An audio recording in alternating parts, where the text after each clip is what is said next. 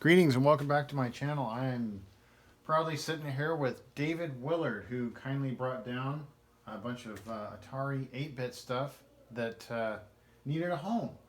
So greetings, David. How's it Hi. going?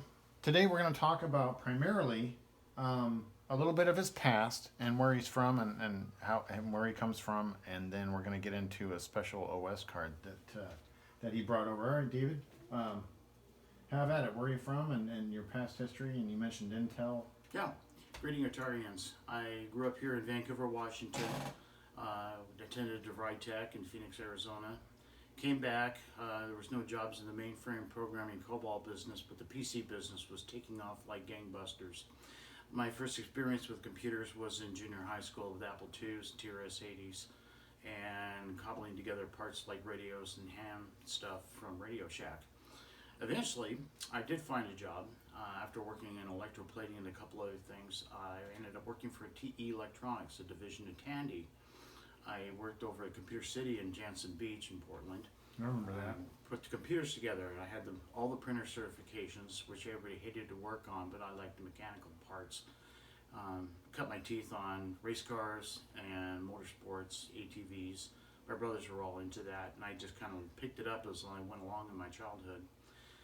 Anyway, I was an electronics person. I started working with electronics when I was 10 or 11. I got a Radio Shack 151 kit.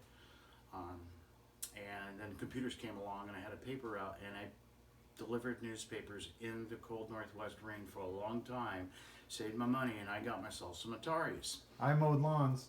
Yeah. And it's fine once the water in your shoes gets warm, but Right. anyway, I bumped into a guy at the Portland Atari Club. His name was Mike Calvin, and he was an Explorer Scout. He passed away not too long ago, but his last wishes were that I would take care of his Atari stuff and re-gift them to other folks, and that they would get used, played, not just sit on a shelf and collect dust as a collector might.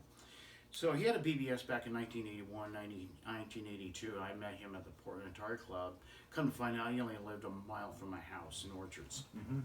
So I was always hanging out there. His wife had synthesizers, many instruments, and she would type in sheet music on the Atari Music System 1 and 2. They actually met Lee Crawford and had corresponded. They had a newsletter for their BBS. They would make up diskettes, much like the ones you would find here, and mail them off in a mailer, or you could log in to the BBS and actually download the AMS files off the BBS. Guess who visited the BBS? Bill Gates was working for the Bonneville Power Administration just before he founded Microsoft. Oh, no kidding. He was based here in Vancouver, and he was working on the mainframe solution for how to get their power grid loading and unloading, switching to happen. Small He world. wrote some computer, and we had logs, and I wish I had kept the paper, but the PBS would log out and print who was on, if they left a message, whether they tried chat or not, what files they downloaded. Well, he did download files because the MIDI files, two of them that ended up on the Windows 95 CD-ROM, they were crafted in the way that Donna liked to put the music on track 7 of the music in the MIDI files. Right. So we know it's hers. Right. Passport.midi and Canyon.midi. And it This is doesn't matter. This is inside information you won't hear anywhere else. And it's free copyright music at the time, and there was no beef about using the music without copyright because they were already released by the Music Association. I think it's called the ASPA or something like that. Anyway, the BBS. We had a BBS that we ran on plain Atari Basic, and then we tried Turbo Basic, and we still couldn't get. We wanted to get the modem to run faster and faster. It had an ATR 8000 with modems and serial parallel and 4 8-inch floppy drives. Mm-hmm. Sometimes we had 5 1/4-inch drives. And we put the assembly code for the serial input-output routines on RAM, and then we said, well, heck, we can just put it on this OS card that has the capability of adding some RAM to it, and it fits in the right cartridge slot on the computer. Where normally you would have a test, a diagnostic cart. There wasn't too many made for that, Mm-hmm. that computer. He got the idea for doing this, and it's called a dead bug mod. The chips are glued upside down with the pins spread out, and you use wire wrap and very carefully solder it onto the address lines Good Lord. in the backside. This is what they call a mod card or a fix. Sometimes you get things from production and the traces are not right.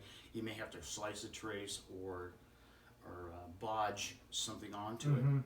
Well, in this case, he copied the Newell Memories card. It had an expansion socket stuck on there with some jumpers, and you could put two 2K SRAMs in there to map into the 4K memory bank for the cartridge on the right hand side, or you could put in ROMs in there for the 80 column mode, and the other one was the OmniMon, which was a diagnostic and programming tool, also used for cracking software back in the day.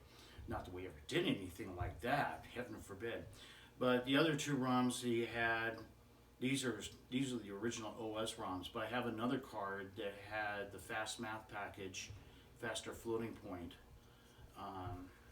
So it was just kind of a neat mod. I helped Mike Calvin write the assembly language for the SIO routine. The ATR 8000, when it booted up, it would look for this code and we would feed it the serial driver that we used to talk to the modems. And we could get it to run all the way up to 19,250 bits per second. Dang. At the time, we started with a 300 baud modem or a 1200 baud Hayes modem. And I think at the fastest he ever did was 9600, and he just left it that way. The BBS eventually got migrated to an Atari 130XE with a RAM disk and a little 10 megabyte mini-scribe hard drive. But this was the machine that ran continuously from 1981 till about 1990. And the power supply was rebuilt twice. And this time I drug it out of storage. When I turned it on, even though it was swollen capacitors, it still booted and posted. And I was like, I can't believe it. Yeah. But I was like, okay, that's still not kosher. So I redid the capacitors on it, but the voltage regulator went out. Yeah, I'll have to get a couple of those. Yeah. My background was in, after I finished at DeVry Tech and I was working at Tandy, I joined various companies and I did contract work for Nike, Freightliner, Tektronix, several banks that had field service contracts out there in the field in the three-county area in Oregon and also in Washington. Sometimes I had to go down to the Department of Transportation in Salem to work on their own token ring networks, and that was familiar because Freightliner used token ring.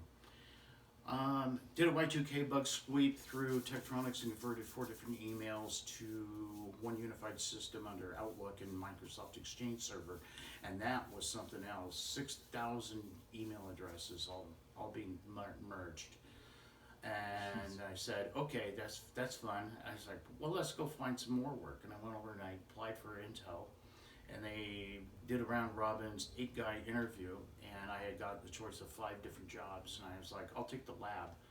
I like tinkering. I like taking things apart since I was a kid. You know, I want to find out what makes everything good tick. Choice. So I tested network cards for the Pentium 4s as they were just coming out, the 32-bit ones. They went from the TX and the BX chipsets. The next generation was to allow you to put the network interface and the North Bridge integrated on the motherboard, and they called it ICH 1 and 2. And the ROM also allowed you to run the Pixie Boot ROM, which was also on the network card. And I was getting requests from places like HP, Compaq, and Gateway. Intel would make the OEM boards. We'd come up with what they want. Then they would modify it, put their logo on it. And sometimes they'd break it and they'd send it back to us to figure out what they did wrong. And in between that, we tested network cards for server and desktop and integrated on the motherboard. And then also the unattended install for Windows 3.1 styles and Windows 95, 98, and NT4 in 2000. Cool. There was a prototype of XP being drug around in the lab. It was Longhorn at the time.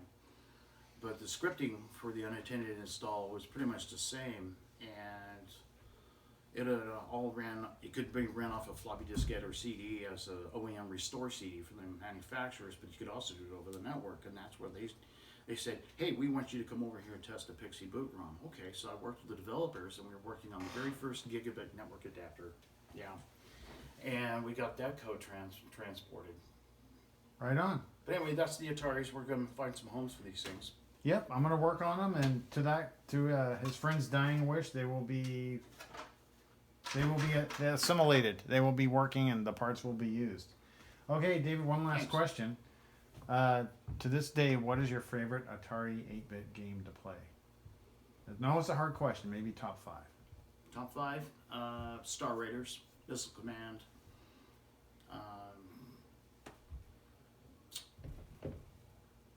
Rainbow Walker, because it's One of my favorite. It's frustrating life but fun. It's one of my Ball favorites. Blazer, Yep. Load Runner, yeah. Yeah. Okay. Yeah. One of my favorites is also Encounter. Mm-hmm. But for color, gameplay, and absolute frustratingly hard, and it has that come back to it one more time gameplay, Rainbow Walker is the best, hardest game Yep. I can think of. Yeah. And really shows off what the Atari can do. Yeah. It does. It's kind of semi 3D too. All right. Well, again, thanks, David Willard, for coming by and dropping all this off, and thanks for the interview. Appreciate your time, and great. Thanks. So tune back. We'll probably have another interview with him, and stay tuned. So thanks for watching, and we'll see you next time. Bye-bye.